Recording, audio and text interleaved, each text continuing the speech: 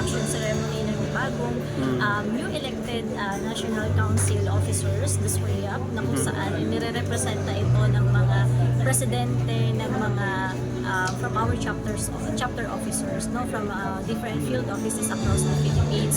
So ngayon kasama rin po natin si Saj, siya yung siya yung administrative official and lecturer natin.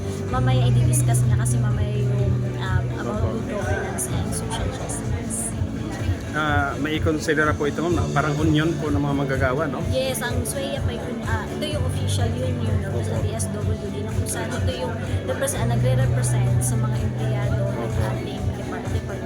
Gaano karami na po membership ngayon? Actually, nasa 23,000 na po yung mga members natin ngayon. So, ganyan lumalawak yung mga membership natin. And hopefully, everyone here in the department maging member na ng SWAYAP dahil ito naman ay para sa lahat. Ito ay regardless of your employment status, regardless of your kung ikaw ba ay COS, ay plantilla man yan, ito ay para sa lahat. Nationwide membership po? Nationwide membership. So, ito ba ang membership ay para lang ba nakalaan doon sa mga regular or kahit yung mga on job? Yung SWAYAP po, kasama nito yung mga contract of service natin, job orders, and of course, yung mga plantilla positions natin.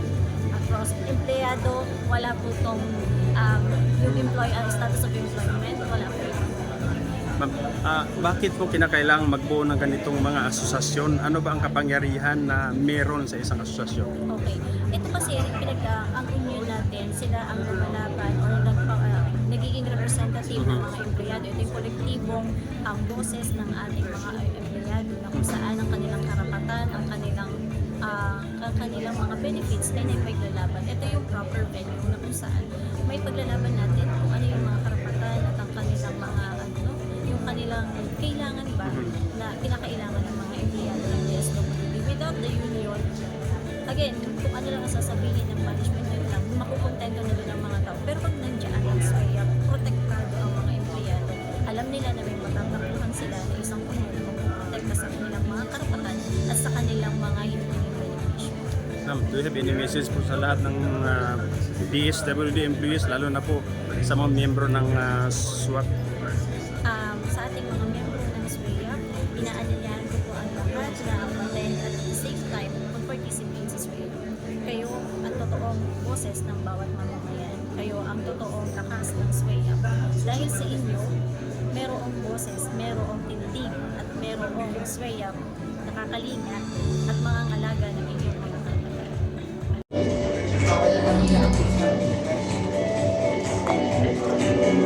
Kaso ang ating kanan kamay, sumunod sa akin, I state your name, having been duly elected as state your position.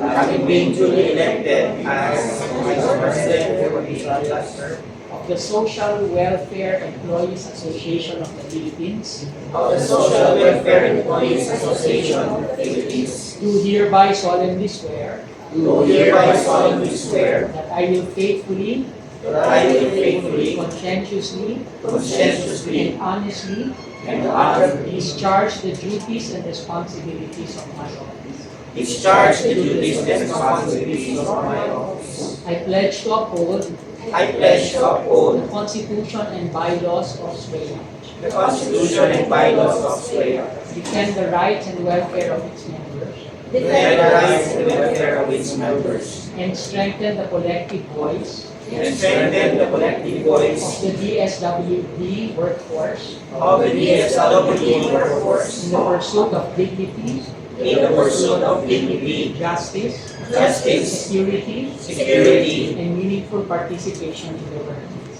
and meaningful participation in the workplace. I commit myself to serve I commit myself to serve with courage, with courage, discipline, discipline, integrity, integrity, and accountability, and accountability, to stand firmly to stand firmly for the legitimate interests of employees, for the legitimate interests of to employees, resist all forms of abuse, to resist all forms of abuse, neglect, oppression, corruption, and indifference, and and indifference, to advance a unionism that is principled, and to advance a unionism that is principled, democratic, inclusive, transformative, rooted in genuine public service. and rooted in genuine public service. I further pledge I further pledge to work for a way up to work for a way that up protects its members, that protects its members, empowers its chapters, empowers its chapters, listens to the rank and file, listens to the rank and file, and contributes and to contributes the building of a just, to the building of a just, humane, responsive social welfare system and responsive social welfare system for the Filipino people. for the Filipino people. I accept this mandate I accept this mandate not as a privilege, not as a but a privilege, duty, but as a duty, not for personal gain, not for personal but gain, for the collective good, but for the collective good, and not in silence nor fear, not in silence or fear, but with conviction, but with conviction, unity, and steadfast commitment to the workers, and steadfast commitment to the the workers, department, the department, and the nation. and the nation. So help me God. Congratulations. Please remain in your positions for a photo opportunity.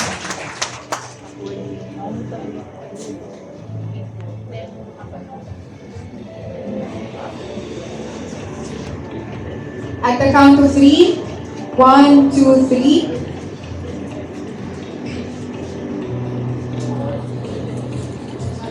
Alright, another shot please. 1, 2, and 3. Thank you. Once again, congratulations to all the new members of the SWAYUP National Council. Let's give them a warm round of applause.